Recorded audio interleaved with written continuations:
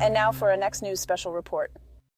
In our special report, we're revisiting the Lone Star State's bold defiance against the Supreme Court's recent ruling. Texas, unwavering in its stance, continues to fortify its borders with razor wire, sending a clear message. They won't back down. Over 50 counties have now declared an invasion, escalating this unprecedented challenge against federal authority. As GOP Representative Chip Roy urges Texas to stand its ground, we peel back the layers of this intense legal and moral conflict. Why is Texas taking such a strong stance? And what does it mean for the future of border security in America? Well, stay with us for an eye-opening journey through this unfolding drama, and don't miss my final thought. It's something every American needs to hear. And before we dive deeper into Texas' bold stand, let me share something quite relevant. Just as Texas is bracing against the chill of federal overreach with razor wire, many of us are battling the cold in our own homes. But cranking up the heat is costly. Experts warned of sky-high heating bills, and they were right. The average cost to heat a home has jumped over 17%, hitting around $1,200, and even worse, it's a staggering 35.7% higher than 2 winters ago. And this is where our sponsor and their portable heater comes into play. It's like Texas razor wire, a smart defense against the cold, keeping you cozy without lining the pockets of the big utility companies. Compact and efficient, perfect for any room, much like how Texas is efficiently securing its border. And with 55% discount, plus a 60-day money-back guarantee, it's a no-brainer. Get warm now at getwarmnow.com. That's getwarmnow.com. Now, in the heart of America's southern frontier, Texas stands as a bulwark against a tide of challenges directly defying a Supreme Court ruling on border security. The core issue? The continued installation of razor wire along the Texas-Mexico border, a tangible symbol of the state's resolve to curb illegal immigration. This act of defiance is not merely a state's rebellion, but a clarion call to uphold the sovereignty and safety of its citizens. The Supreme Court's recent ruling was clear. The Biden administration could remove the razor wire barriers, yet the Texas National Guard, under the state's directive, is holding firm. Their message is unyielding. As articulated in the recent tweet, the Texas Military Department continues to hold the line in Shelby Park to deter and prevent unlawful entry into the state of Texas. This statement is a testament to their unwavering commitment to border security. And the resolve of Texas is further visualized through the ongoing efforts of the Texas National Guard, seen laying additional razor wire along the border. This footage is no mere video. It's a bold statement in the face of federal opposition. Witness the defiance in action. The temporary ruling is a big win for the Biden administration, but one day after the Supreme Court's order, the razor wire remains here in Eagle Pass, as Governor Abbott says the fight is not over. And we talked to one local businessman who's wondering, what about us? Fencing, razor wire, and other barriers still remain along the river near Shelby Park and Eagle Pass that Governor Greg Abbott has installed as part of Operation Lone Star. This after the Supreme Court's decision on Monday to allow federal agents to remove the razor wire. It doesn't change operations for DPS or National Guard. We're still going to add more infrastructure. That decision does not say that we have to remove barriers. In fact, we're adding more barriers.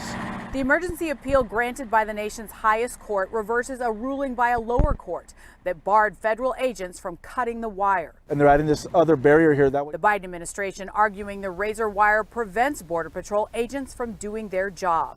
It's a dispute that spans from D.C. to Texas, as Governor Abbott continues to slam the Biden administration for not enforcing immigration laws. The stand by Texas is not isolated. It echoes across the state as the 51st Texas county, Montgomery County, officially declares an invasion of the southern border. This move coming a day after the Supreme Court's decision signals a growing sentiment among local governments. They're not mere spectators, they're active participants, echoing the state's call for robust border security measures. The narrative of Texas defiance is further amplified by GOP Representative Chip Roy. Roy, known for his outspoken views on border security, urges Texas to continue its unilateral enforcement activities, effectively encouraging the state to ignore the Supreme Court decision. His stance is not just a political statement, it's a reflection of a broader concern about the effectiveness of federal policies on border control. Now here is Representative Roy on KTSA Morning News. Watch. Yeah, Trey, look, I mean, this is one of the things that's not easy for me to say, right? I mean, you and I both have enormous respect and reverence for the Constitution of the United States. And you got the Supreme Court over here, right? And so you and I would say, for example, we support the Heller decision, right? We support, things that have said we need to protect our fundamental rights. Here we've got the Supreme Court getting it wrong. In a 5-4 decision, they get it wrong, and they're making the state of Texas have to be subservient to a federal government that refuses to do its job and therefore endangers our people. Fundamentally, our duty as a people, right, the leadership of our state is to protect our people. And now the federal government is refusing to do the job the Constitution says it's supposed to do. So we're in a bit of a conundrum, right, because fundamentally it is our duty to protect the people of the state. So I believe the governor has that power, that authority, not only that, the duty under the Constitution to do that. I believe he's right to do it. But look, this is going to continue to square off to be a conflict.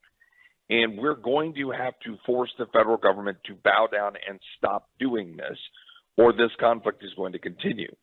So I fully support the governor and the state of Texas, the attorney general, Ken Paxton, and everybody in the leadership of this state, the brave men and women of DPS, to continue to do what they need to do to protect the people of Texas. Now, let's be clear. All we're doing with the razor wire and whatnot is shifting where people are going. True. But it's the principle of it that matters, and we've got to keep fighting. And look, I want to say one other thing clearly. In Washington, Republicans need to use the power of the purse to force Biden to the table. And if that means a 6-month government shutdown, right, if that means that something big is going to happen, so be it. We are at that kind of a place right now, and we got to fight. Now we're learning that Democrats in Congress are calling on Biden to seize control of the Texas National Guard. Joaquin Castro tweeting out that Governor Abbott is using the Texas National Guard to obstruct and create chaos at the border. If Abbott is defying yesterday's Supreme Court ruling, POTUS needs to establish sole federal control of the Texas National Guard now. Followed up by Congressman Greg Kazar, seconding Castro's tweet, saying, I agree with Castro. If Abbott's defying the ruling, POTUS needs to establish sole federal control of the Texas National Guard. So the matter is only escalating here, and it's not a pretty sight. And Representative Roy's call resonates with many Texans who view the federal government's approach as insufficient in addressing the complexities of border security. His words are a rallying cry for those who believe in taking proactive steps to safeguard their communities. Texas actions, spurred by Governor Abbott's determination, reflect a deep-seated conviction that state-led initiatives are vital in managing border security. This stance, while perhaps controversial to some, highlights the state's commitment to protecting its citizens and maintaining its sovereignty.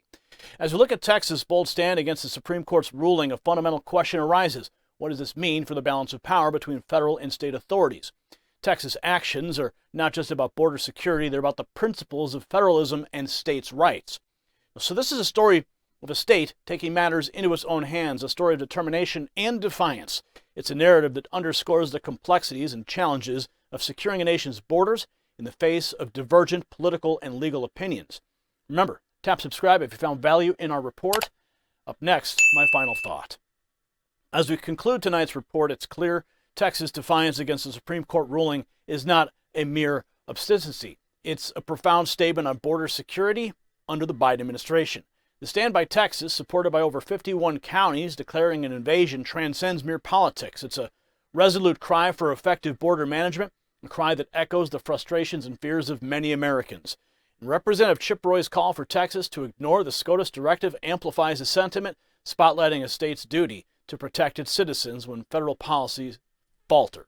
This unfolding scenario at our southern border isn't just a Texas issue, it's an American issue. It challenges us to reflect on the effectiveness of our federal system and the enforcement of our laws and the protection of our people.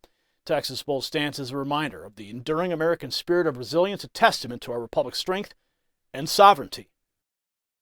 Congratulations, you made it to the end of the video. Now keep up your quest for truth with this next news report. And if you found our channel enlightening, join the millions who agree with you. Tap subscribe. Thank you for watching the Next News Network.